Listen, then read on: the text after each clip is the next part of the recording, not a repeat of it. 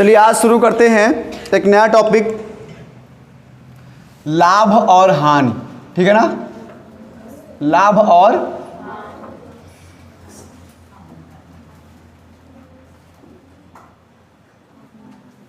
हानि, यानी कि प्रॉफिट एंड लॉस, है ना, प्रॉफिट एंड लॉस।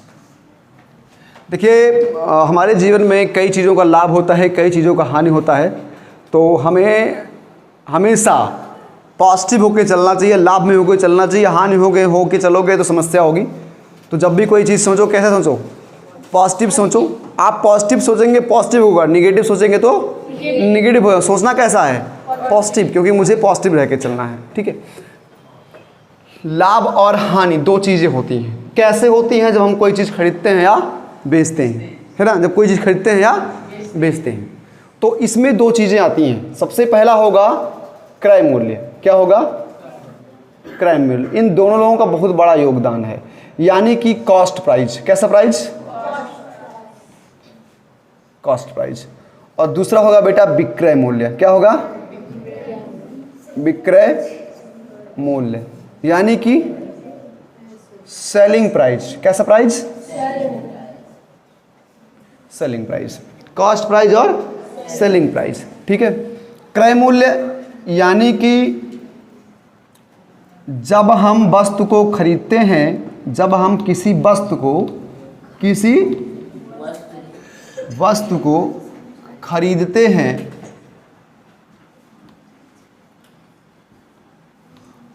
तो उसे क्रय कहते हैं। क्या कहते हैं? उसे क्रय कहते हैं। जब हम कोई वस्तु खरीदते हैं तो उसे क्या कहते हैं? क्रय कहते हैं। देखिए जब आप लोग पहले लिखना शुरू कर देंगे, जीवन में कभी समझ नहीं पाओगे, क्योंकि ध्यान आपका लिखने में है तो आप कुछ समझ नहीं पाओगे। अगला है विक्रय मूल्य। विक्रय मूल्य यानी कि जब हम किसी वस्तु को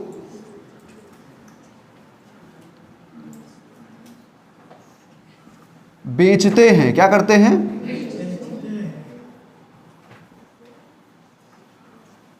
तो उसे हम क्या कहते हैं? उसे विक्रय कहते हैं। क्या कहते हैं? विक्रय। ये दो चीजें याद रहें। वस्तु को खरीदना यानी कि क्रय करना, वस्तु को बेचना यानी कि विक्रय करना, बाई करना यानी कि क्रय। अगर हम किसी चीज को बाई कर रहे हैं, बाई, BUY, बाई मीन्स खरीदना और सेल मीन्स बेचना। तो अगर हम किसी चीज को बाई कर रहे हैं तो बाई का मतलब होता है क्रय और विक्रय का मतलब होता है सेल। समझ में आया? ये दो चीजें होती हैं। इन दो चीजों के बाद पहला एक चीज, इन दोनों चीजों के साथ साथ दो बहुत ही अहम चीज जुड़े हुए हैं, है ना। क्रय और विक्रय के साथ दो बहुत ही अहम चीज जुड़े हैं, जो है लाभ और हानि। ठीक है। अब हमको पता कैसे चले कि लाभ हुआ या हानि हुआ, या हम इस चीज का फार्मूला कैसे यूज करेंगे? देखिए पहला नोट कर लेते हैं, इसको लिख लेते हैं। नोट क्या लिख लेते हैं?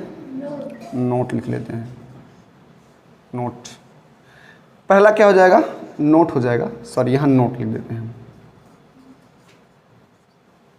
नोट यानी कि जब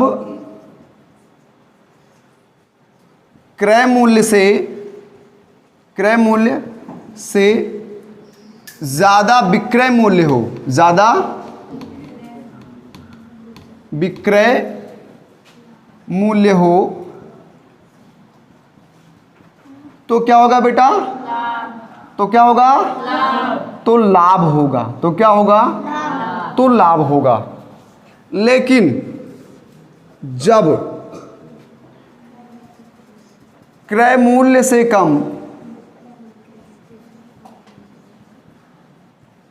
कम विक्रय मूल्य हो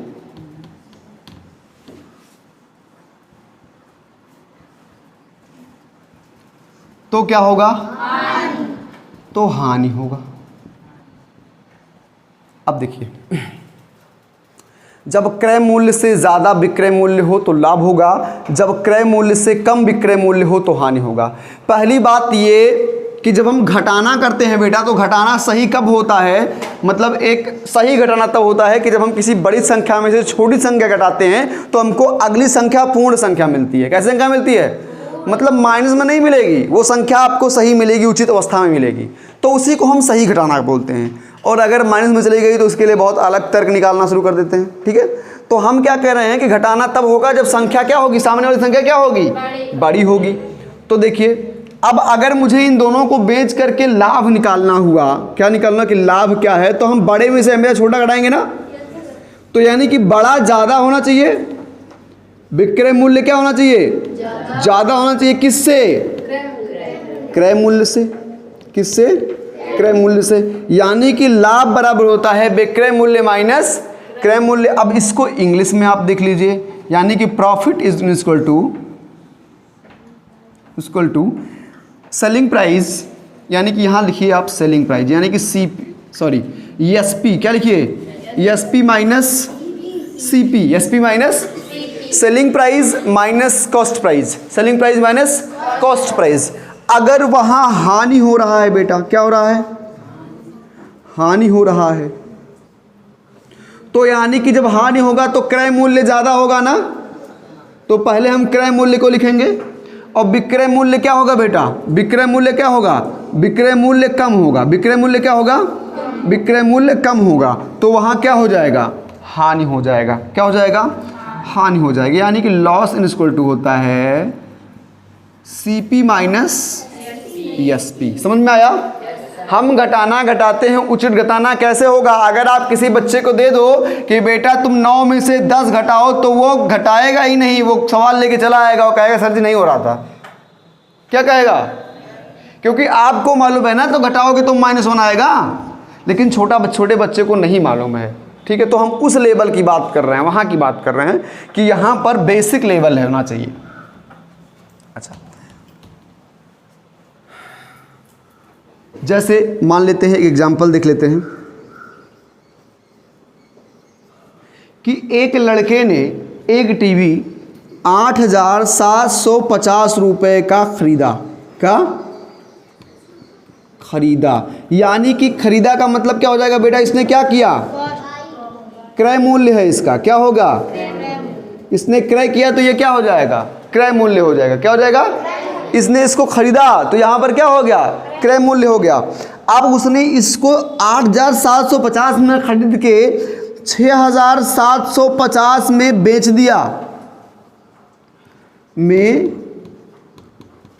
दिया, यानी कि ये कैसा मूल्य हो जाएगा, विक्रय मूल्य हो जाएगा।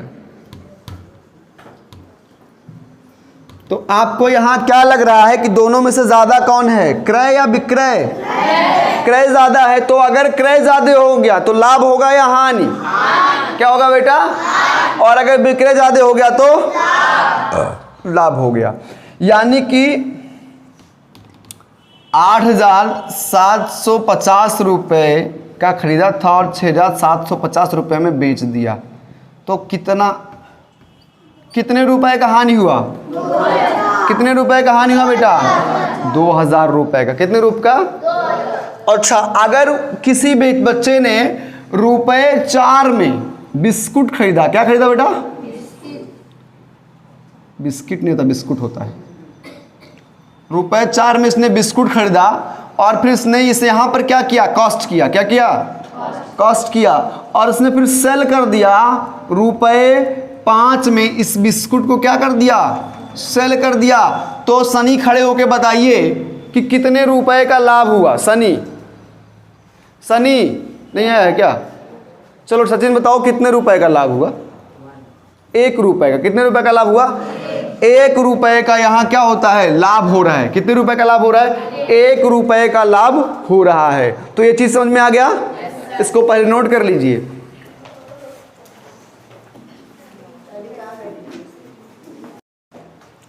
तो आगे बढ़ते हैं, बहुत टाइम ना लगे इसलिए मैंने सबको लिख दिया है, ठीक है, कि वीडियो बनाने में बहुत टाइम ना लगे। देखिए, अब हमें लाभ तो पता चल गया कि लाभ अगर खोजना है तो विक्रय मूल्य में से क्रय मूल्य घटा देंगे, लाभ मिल जाएगा। ठीक है। हानि अगर पता करना है तो क्रय मूल्य में से विक्रय मूल्य घटा देंगे तो क्या मिल जाएगा, मुझे हानि पता चल जाएगा। लाभ प्रतिशत, अगर मुझे लाभ प्रतिशत दिखाना है तो लाभ गुणे 100 बटे क्रय मूल्य कर देंगे, मेरे सामने लाभ प्रतिशत खड़ा हो जाएगा आकर के, ठीक है। ऐसा नहीं कोई आदमी नहीं है। अब देखो हानि प्रतिशत जब हम निकालेंगे लॉस परसेंटेज, तो हानि गुणे 100 बटे क्या हो जाएगा, क्रय मूल्य हो जाएगा। तो इसका हम एग्जाम्पल देख लेते हैं। जैसे कि मैंने कहा कि एक लड़का छोड़िए, ये इतना बड़ा स्टेटमेंट लिखने का आवश्यकता नहीं है। जैसे कि मैंने कहा कि 5,000 रुपये 5,000 की साइकिल, बहुत सिंपल मैं बना रहा हूँ, रुपये 4,000 में बेच दी गई।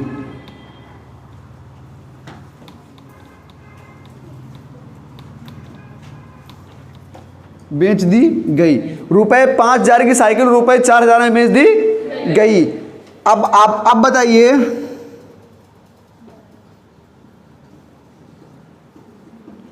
लाभ हुआ या हानि, लाभ हुआ या हानि, उसे प्रतिशत में ज्ञात कीजिए।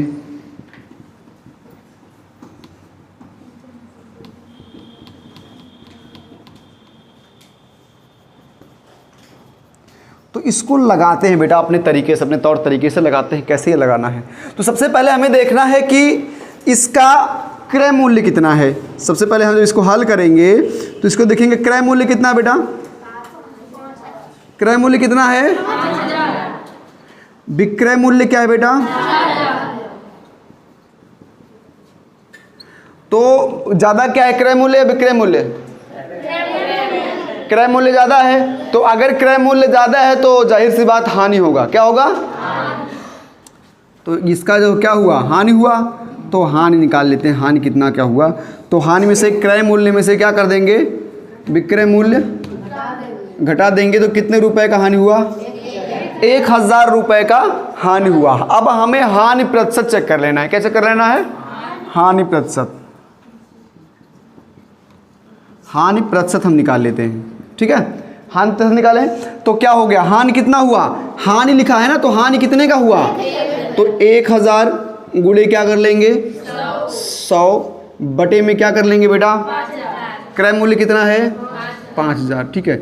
1 0 2 0 3 0 कट गया, 1 0 2 0 3 0 कट गया, 5 से इसको काटेंगे कितने बार में, 20 बार में, यानी कि हानि कितना हुआ बेटा 20% का उसको क्या हो गया, हानि हो गया। समझ में आ गया ना, कोई दिक्कत, यानी कि उसको कितने प्रतिशत का हानि हुआ, 20% का हानि हुआ। इसको नोट कर लीजिए एग्जाम्पल।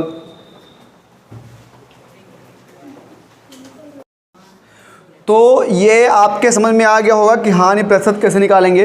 अब कल वाली वीडियो में, जिसका अगला वीडियो होगा, उसमें लाभ प्रतिशत बताएंगे और साथ साथ बताऊंगा विक्रय मूल्य कैसे ज्ञात करना होता है अगर विक्रय मूल्य नहीं दिया है। तो यदि कोई वस्तु 8% लाभ पर बेची जाती है तो विक्रय मूल्य कैसे ज्ञात करना है, यदि कोई वस्तु 8% हानि पर बेची जाती है तो विक्रय मूल्य कैसे ज्ञात करेंगे। क्रय मूल्य नहीं है, उसमें से क्रय मूल्य बाद गायब हो गया। तो यदि कोई वस्तु 8% लाभ पर बेची जाती है तो क्रय मूल्य क्या होगा, और यदि कोई वस्तु 8% हानि पर बेची जाती है तो क्रय मूल्य क्या होगा। ये चीज़ कल यानी कि इसके दूसरे पार्ट में, पार्ट 1 में इतना और पार्ट 2 में अगला वीडियो हम बताएंगे और आप सबको भी बताएंगे, ठीक है। मिलते हैं, बाय बाय, टाटा।